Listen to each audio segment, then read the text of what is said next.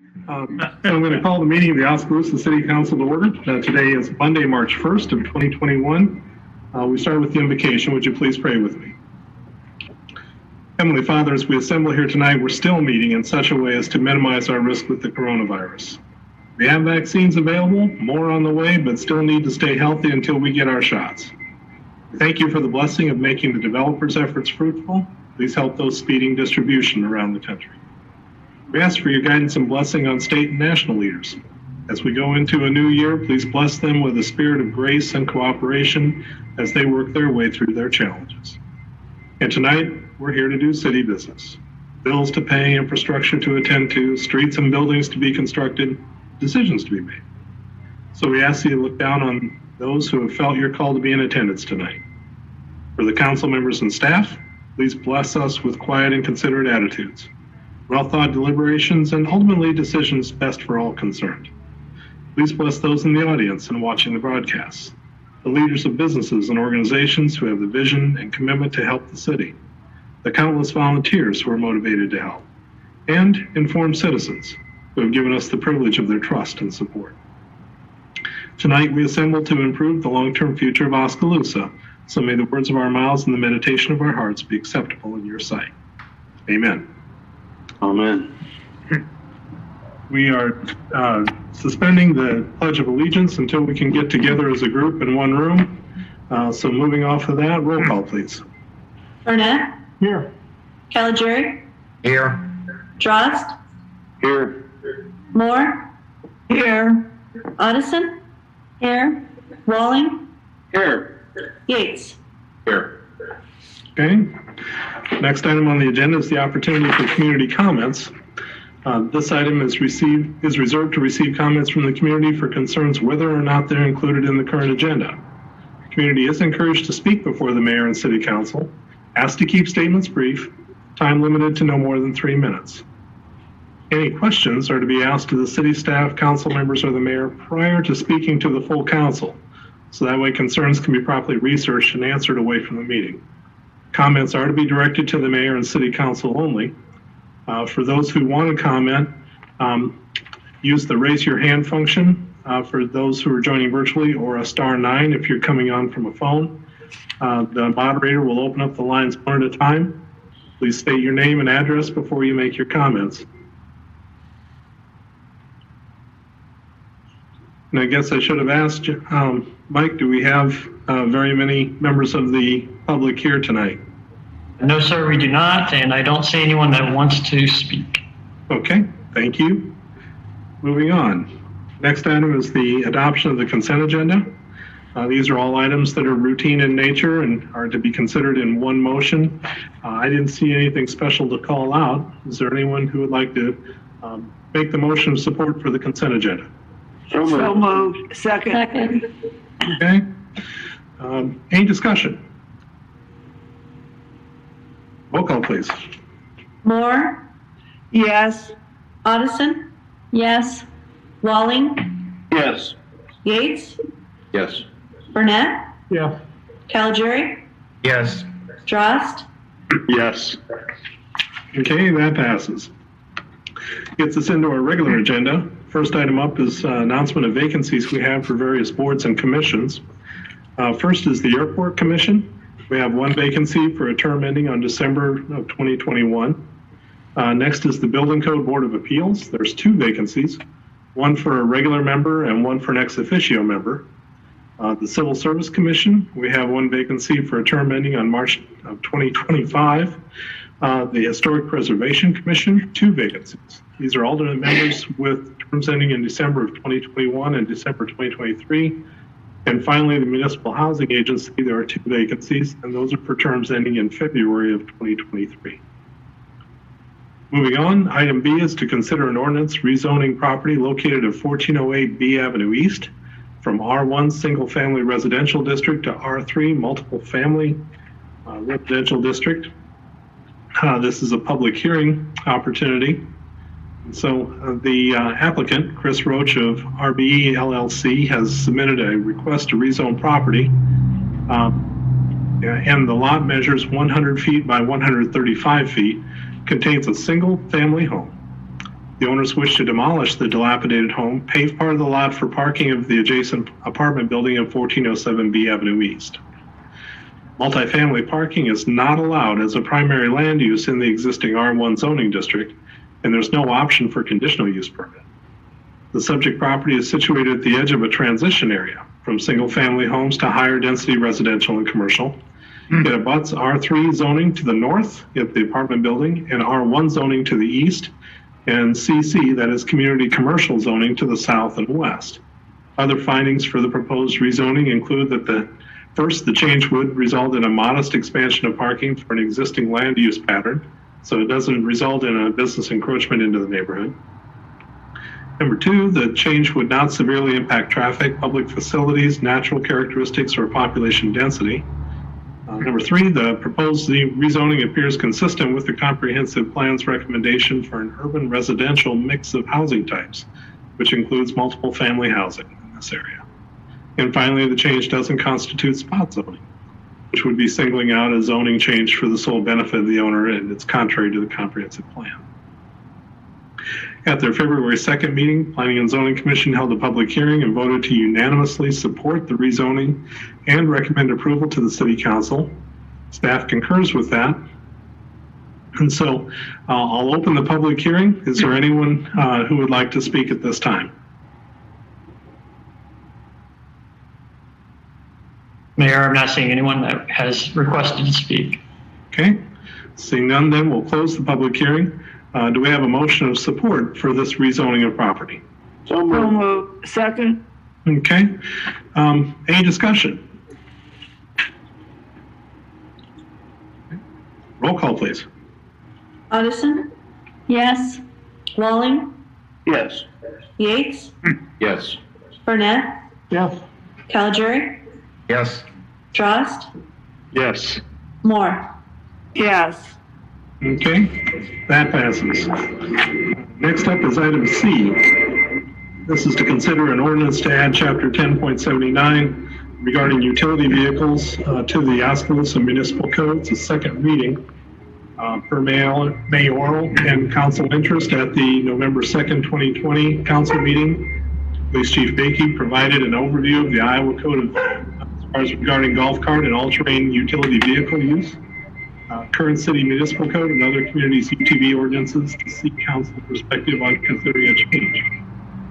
Following the November meeting, the city issued a brief survey for the purposes of seeking public input on the UTV, ATV, and side-by-side use within the city limits.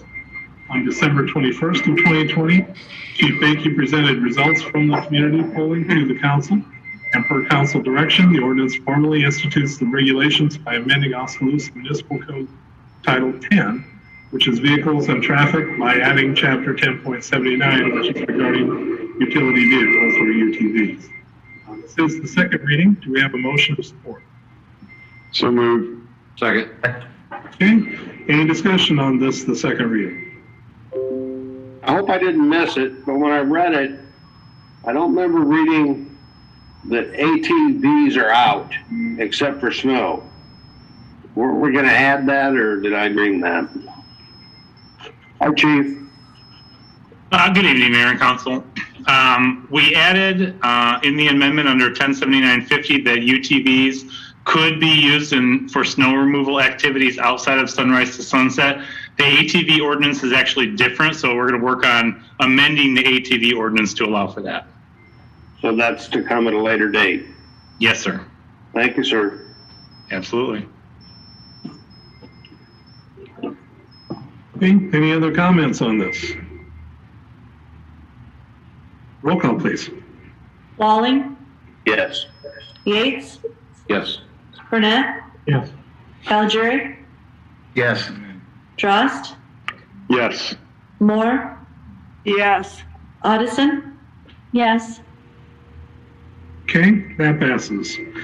Gets us to item D. This is to consider a resolution accepting the substantial completion of the University Park Lift Station improvement. This project was done by RG Construction LLC. RG Construction substantially completed the University Park Lift Station improvements project that involved the installation of new pump station equipment and a backup generator. The project has been inspected by Garden Associates and the construction work found to be acceptable. There is remaining cleanup and seeding work which was not able to be completed within the acceptable seeding window, and a part of the retainage will be held until the completion of the work in the spring.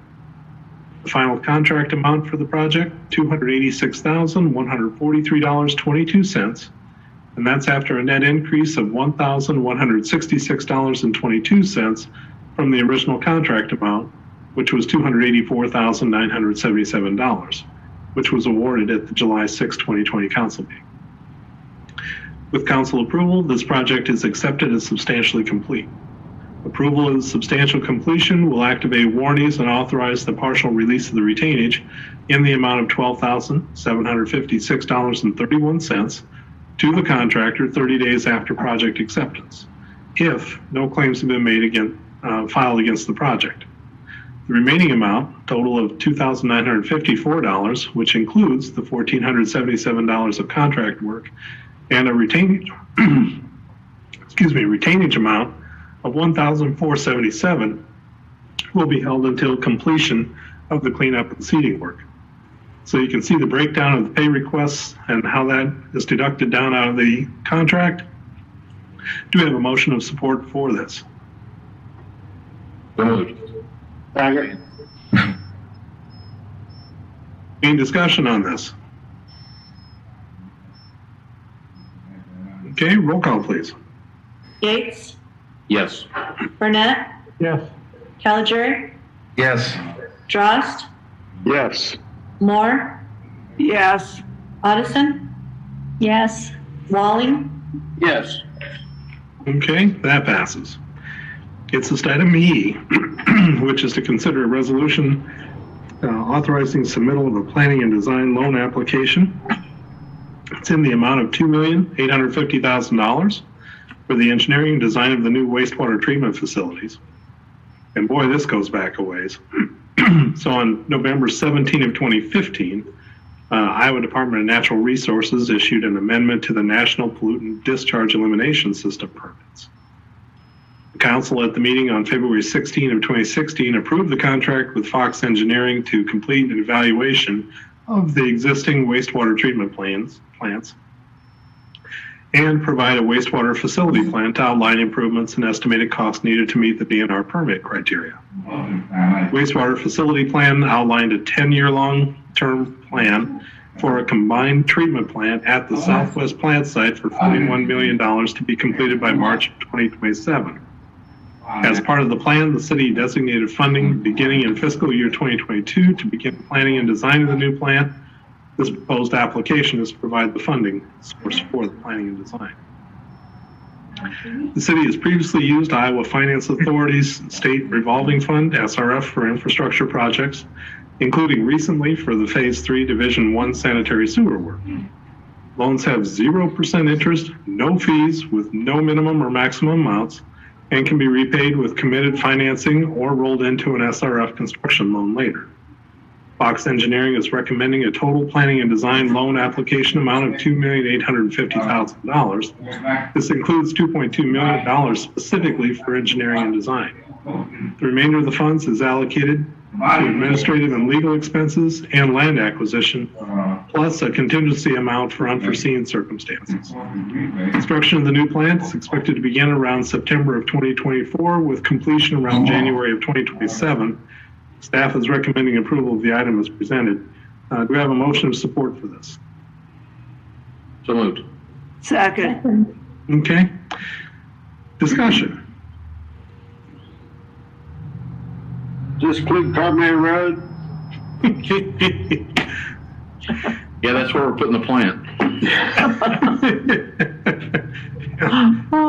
Too bad we're going to have to close the road to do it. Sorry. So last I heard, we were still planning on having just a single plant and then piping down to that single plant from north to south. Would this readdress that question as to whether that's still the best way to do it? Mayor, Council, yes, that's correct. We would have Fox take an additional look and through that design process, look at different flows and calculations. As you may have heard in past discussions about the plant, we weren't positive that the loading information that we received, meaning the type of flow that was going to the plant, was perhaps accurately reported. And so that has raised some concerns on our side. So we're having to do some additional work and review. But point being, the design process will take a look at one plant or upgrades to two. Kelly Heffner will be heavily involved in that, as well as his staff on the operations side.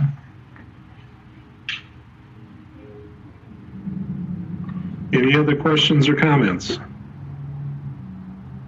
Roll call, please. Burnett, Yes. Caligiuri, Yes. Drost, Yes. Moore, Yes. Addison, Yes. Walling, Yes. Yates. Yes. Okay, that passes. Gets us to item F. This is to consider a resolution awarding the bid for the Meadow Creek Pavement Improvements Project. The bids for the Meadow Creek project were received, publicly read on February 16 of 2021. 5 sealed bids were received on the project, with the low bid being from Drish Construction in the amount of $1,100,248, which is $344,707 lower than the engineer's estimate, which was $1,444,955. Engineering consultant for the project, Garden & Associates Limited, reviewed the bid and is recommending the city award the project to Drish. Scope of the work: it includes reconstruction of 9,135 square yards of PCC pavement, and it includes approximately 2,955 cubic yards of excavation, 764 feet of storm sewer pipe, 5,140 feet of subdrains, and 1,097 square yards of PCC sidewalk. If the project's awarded, construction begins on or about May 1st of 2021, with a total of 110 working days for the project. If council awards the construction contract, staff recommends authorizing the city manager an additional $77,000, which is about 7% of the contract amount, as a construction contingency for unforeseen circumstances, and authorizing the mayor to execute all the related contract documents contingent upon receipt and approval of insurance and bond documents. Do we have a motion of support for this? So moved. Second. Okay. Comments? I know we've used Drish Construction on various projects, or at least I recognize the name. Have we utilized them for any street construction projects?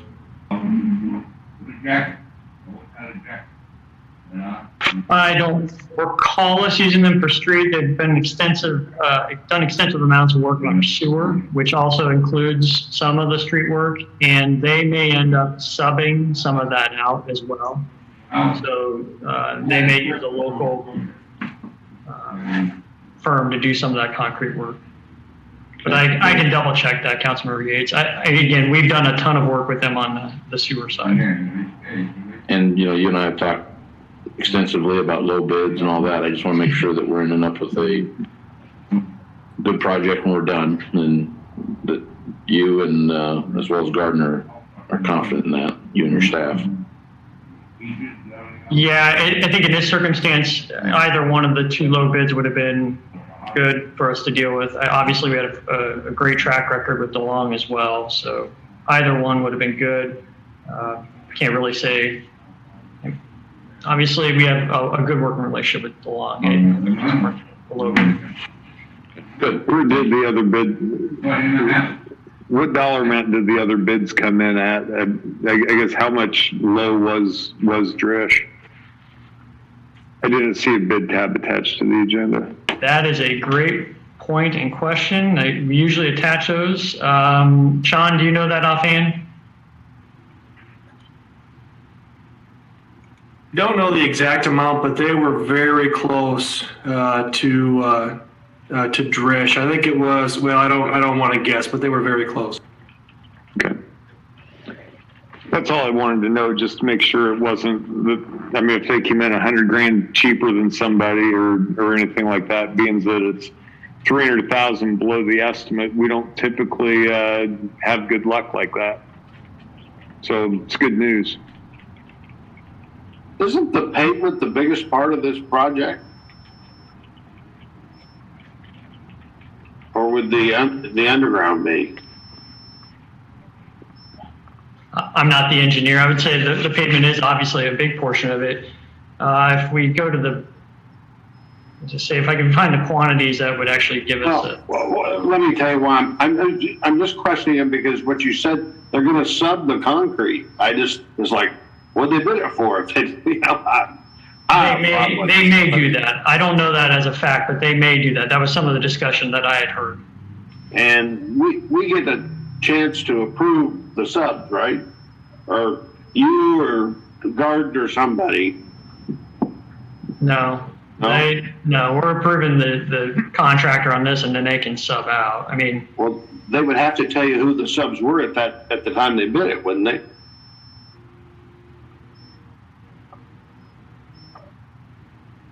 Well, point being, if we get a sub we don't like, and I'm not too worried, but I'm just saying, when you're having these conversations. A lot of times, unfortunately, the bidding laws for Iowa it's low bid, and you take that. I mean, yet their contractor, it's going to be under their name, so they're going to obviously have the insurance requirements, and so it's all going to be on them. But again, they generally get the freedom to pick unless we specify that, and honestly, I don't recall what the contract says for selection of subs. Okay. And honestly, whether it's Drish or, I mean, in this instance, let's just say DeLong. DeLong would be subbing out the paving as well. I don't know if they're still in business, and I'm not going to mention it on TV, but we have a contractor that we have on the hit list, and hopefully they wouldn't bring them in. Councilor Walling, I'm unaware of anybody that we've debarred from bidding from city projects. Well, there was a lot of discussion about it. I believe they did 15th twice, but I could be mistaken. The city hasn't taken, since I've been here, the city hasn't taken official action, legal action to complete the process of debarring a contractor. Again, the way that it works, this is my stump speech about public bidding. It's a terrible system for the taxpayers. You have to take low bid. So whoever the lobbyists are for these contractors or the firms did a fantastic job of tying the hands of taxpayers and cities by forcing us to take the low bid. And that's something that we need to talk about with our local, with our legislators. But we really have very little control when it comes to ultimately selecting the contractor.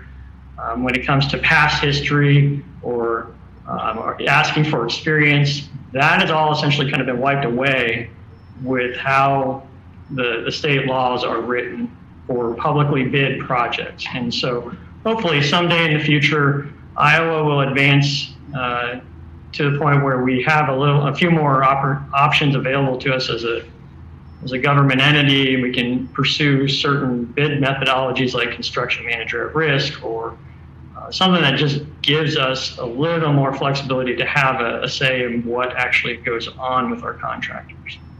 Sorry, that's more than you ever wanted to know, but that's something that we're currently dealing with and will continue to deal with on our projects in the future. Go ahead.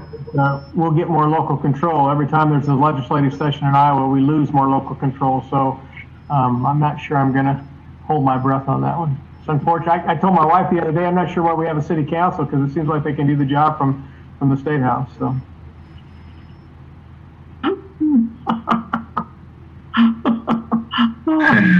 We aren't going to do this in this case because I think we all think we've got a favorable bid, but we still have the option to throw them all out, don't we? Certainly do. Yeah, okay. Just want to be sure. Thank you. Yeah, I think you have to have a pretty good and compelling reason as to why you would do that. Otherwise, you'd face litigation from the low bidder. Yeah, I believe the phrase is lowest responsible bid, isn't it? Something to that effect. And like I said, Responsible. Yeah. we've got a bid that's under budget, so we wouldn't go there. It'd have to be over budget. And I guess maybe I started some of this commentary. I want to make sure I'm clear. I don't have any concerns with Drish specifically. I don't have anything that I've heard. It was just I didn't remember them doing paving projects for us, and with the amount of the bid being so low, I just wanted to ask the questions I did, but I certainly don't want to indicate in any way I have a concern with Drish Construction.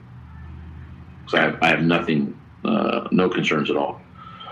Okay. Any other comments or questions? Roll call, please. Caligiuri, Yes. Drost, Yes. Moore, Yes. Addison, Yes. Walling, I'm going to vote no, but I want to make it understood to the contractor. It's not because of the contractor. I just have a problem with the way we're handling this project, as you know. So no. Yates, Yes. Burnett, Yes. Okay, that passes. Next is item G. This has to do with, consider a resolution fixing the date for a meeting on the authorization of a loan agreement and the issuance of not to exceed $1,950,000 of general obligation capital loan notes for the city of Oskaloosa, state of Iowa, for essential corporate purposes, and providing for the publication and notice thereof. So this will fix the public hearing for March 15th of 2021 to authorize the loan agreement and issuance not to exceed $1,950,000. Proceeds used for essential corporate purposes, namely to provide funds to pay the costs of the Meadow Creek Subdivision Pavement Improvements Project. Do we have a motion of support? So moved. Second. Okay. Got a motion and a second. Comments?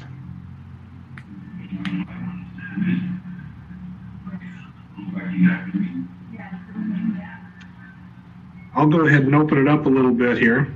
That, since we have a bid that came in substantially lower, this frees up probably $400,000 or $500,000. And so the question that's being posed to the council in the background is, do we have other projects that this could be used? Since the money is so cheap, are there some other projects that we could use the money for and take some low-hanging fruit? Do any council members have an opinion on that? Well, I would if I saw what other projects we got. Okay. Maybe something we should work. Just bring this up like this, I can't really make a good decision. Okay. So Well, I would definitely be for South 7. Okay. So the phrases that we're working with here is issuance of not to exceed. And so what I'm sensing is we don't have folks saying, no, we want to screw this number down so it matches just the Meadow Creek project. What we're willing to do is take the very low interest rate and perhaps put it into another necessary road project or something similar. Yes, I'm for that. This is the amount we were planning for, and as you said, Mayor, the rates are cheap enough. We should, I'd much rather consider additional projects, repair other roads than to drop the amount. Okay. I agree.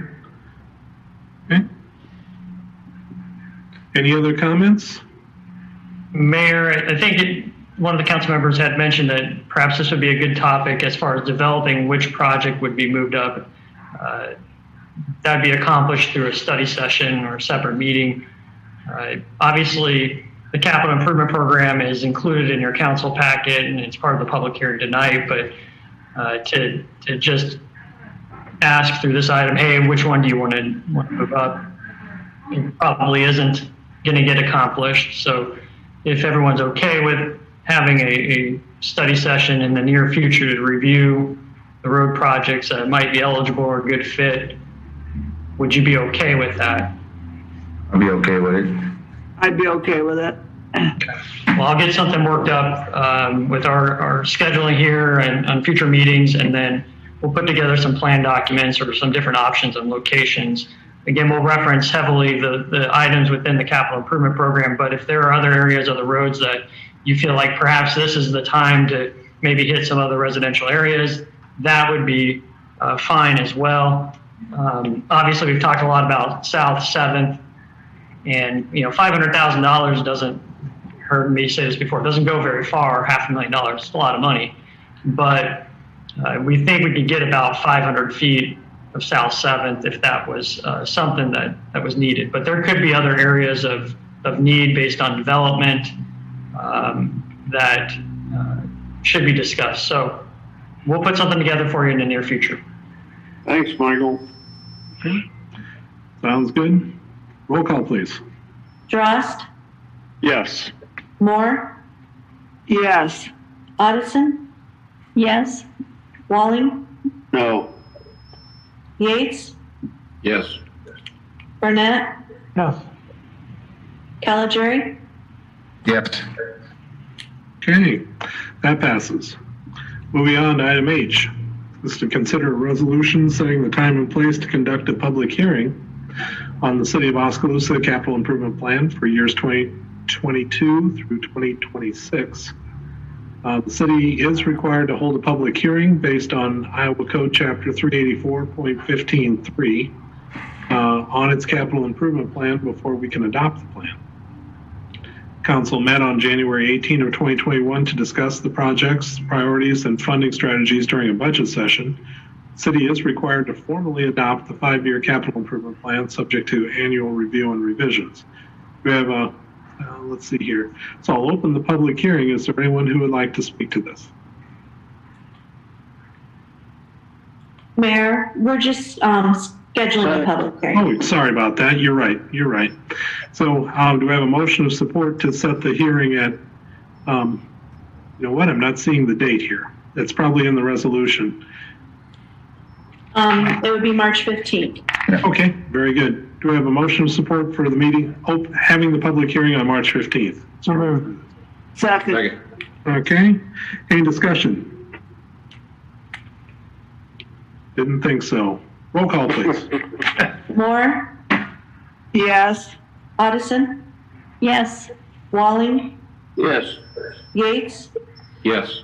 Burnett, Yes. Caligari, Yes. Drost, Yes. Okay, that passes.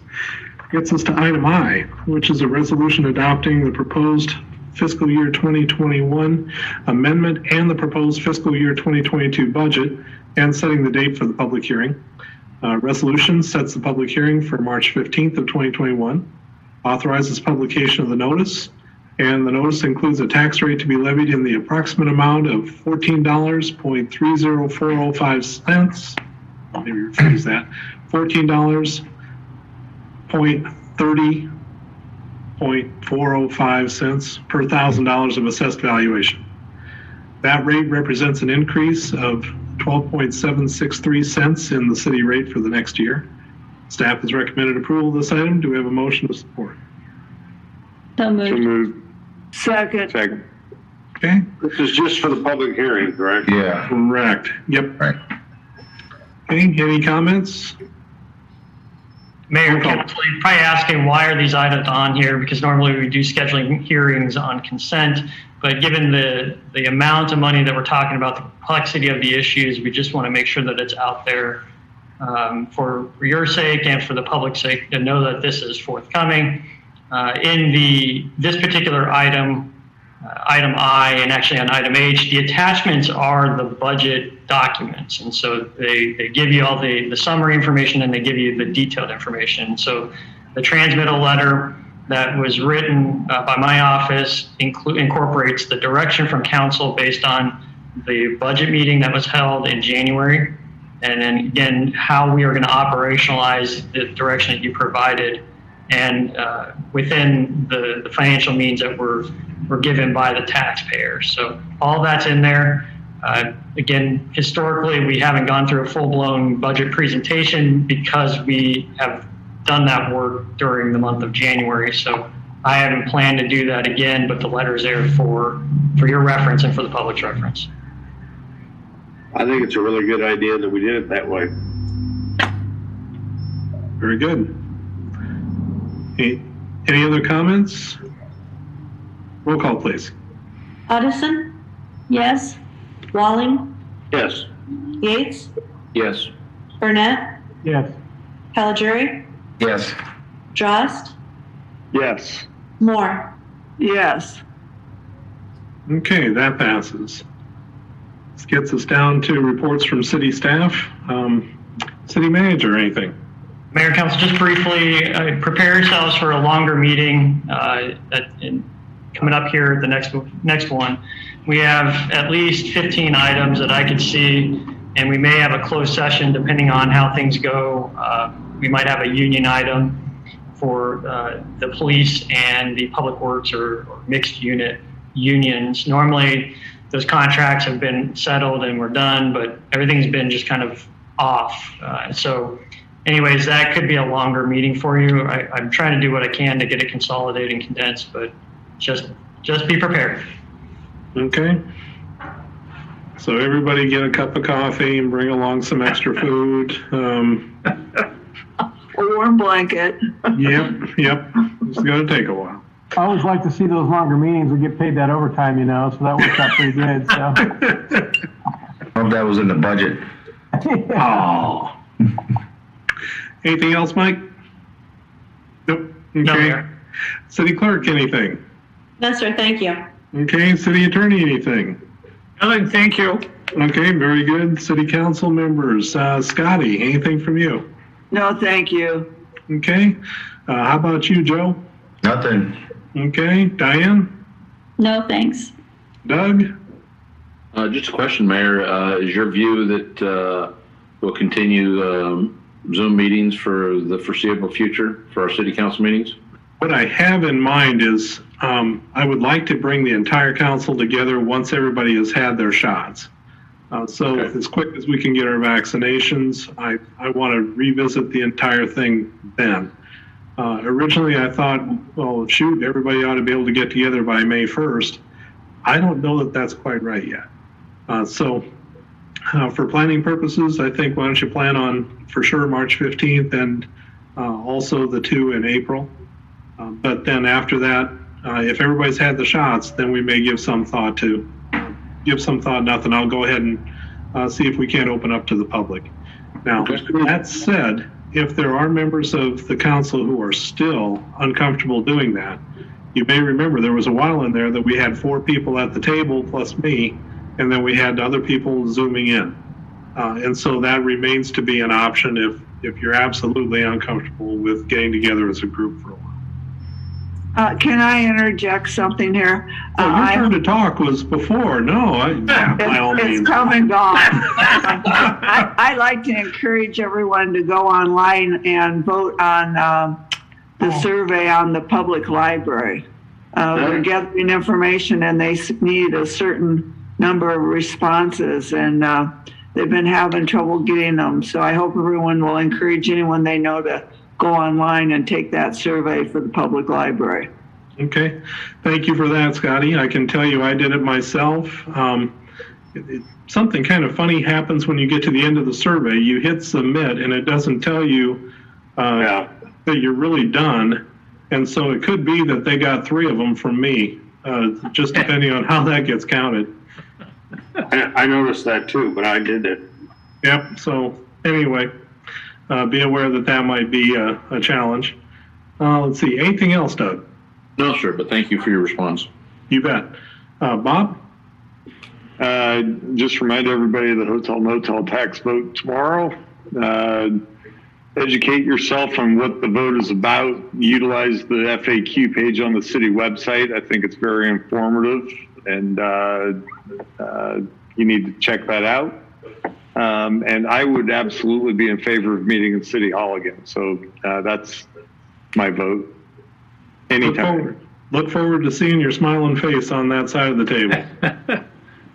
Okay. Speaking of smiling faces, that gets us to Tom.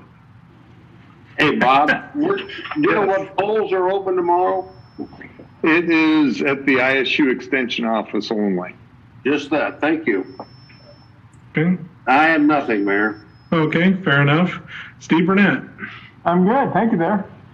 where are you, by the way? It looks like you're sitting by a campfire. I'm doing the dark night thing tonight. So I got my electric bill and it doubled, so I thought I'd save some energy tonight. So.